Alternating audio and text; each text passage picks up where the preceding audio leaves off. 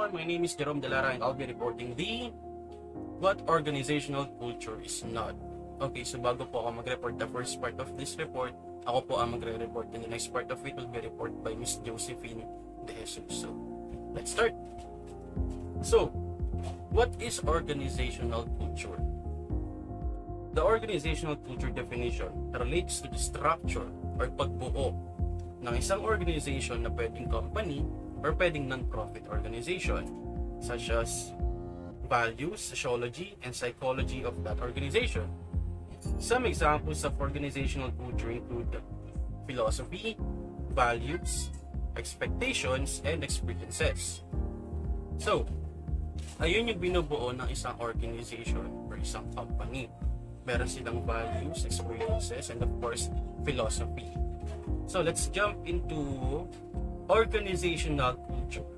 Is not any one value, belief, or assumption.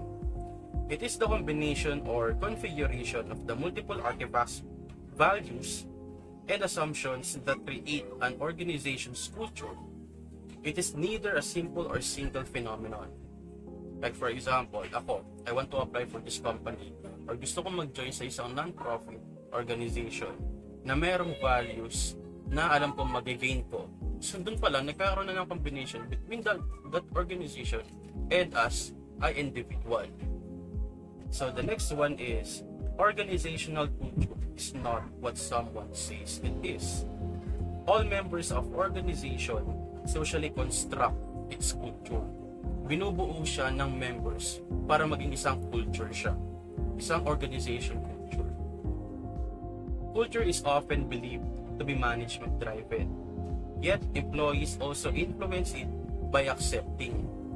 I as individual, pwede kong i-accept kung anong merong values, experiences, and kung ano bang i-expect ko sa isang company na yun or isang non-profit organization.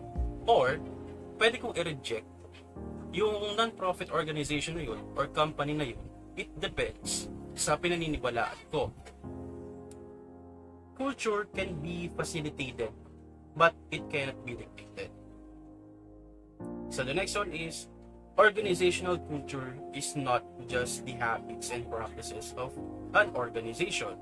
Although, habits and practices are typically observed from one company, na-observe din po nila kung ano ang meron ng isang individual na gustong sumali sa isang company or non-profit organization.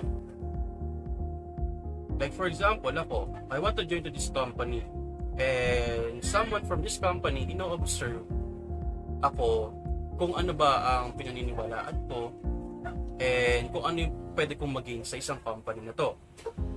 But however, they are the manifest activity of underlying or Latin norms, values, beliefs, and assumptions that are often taken for granted by organizational culture.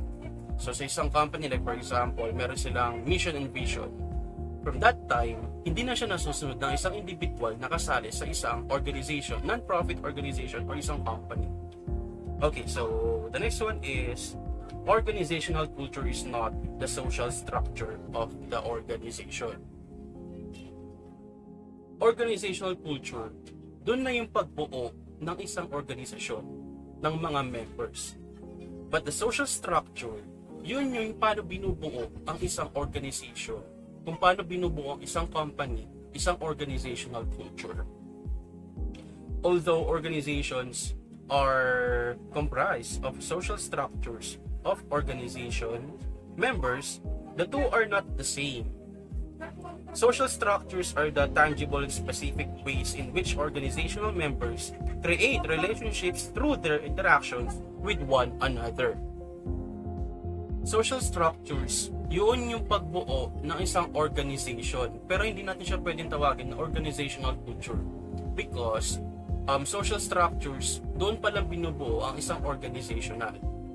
On the other hand, organizational culture is the patterns, yun nga yung sinasabi ko, pagbuo pa lang, of artifacts, values, and assumptions that are created in those interactions. But, an organization's social structures does not necessarily mirror the organization system of assumptions, values, and beliefs. So the next one is, and last one for my report is, organizational culture is not an organization's trademark, symbol, or phrase. It can be trademarked because of the social structure, but not its organizational culture.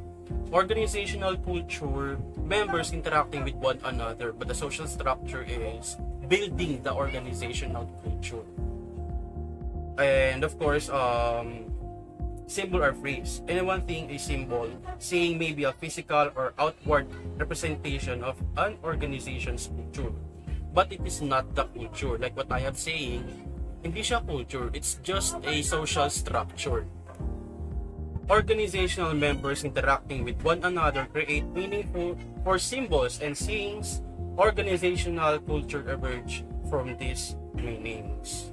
So that is my report for the first part of this topic. And the second part of it will be reported by Miss Josephine De Jesus. Thank you so much and God bless everyone.